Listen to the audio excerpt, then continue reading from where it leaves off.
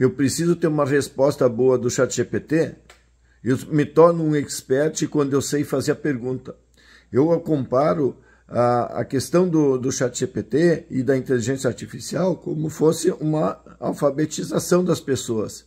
Então, o que acontece? A gente tem que entender como funciona, né, a inteligência artificial. Ela é uma máquina, ela não tem a interação que nós temos com uma pessoa, apesar de a gente estar usando uma linguagem para fazer esses pedidos, mas a forma como nós temos que fazer, ela é diferente.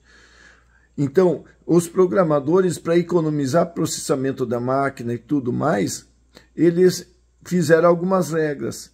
Então, quando você fizer uma pergunta muito simples, ele vai te dar uma resposta muito simples.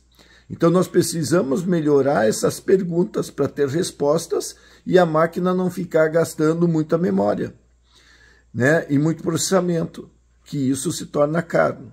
Então, esse é o caminho que nós temos para melhorar o desempenho em cima das nossas respostas. Outra coisa, existe o que nós chamamos de janela, o tamanho, né, das informações que ele vai processar. Se é essa quantidade de informação que eu vou usando ou vou conversando durante o assunto e for maior do que essa janela, ele vai esquecendo as anteriores.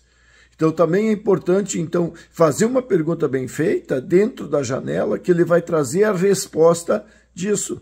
Mas se nós fizermos uma pergunta grande, né, ou uma conversa grande, no final ele vai se perder. E nós chamamos isso de alucinar.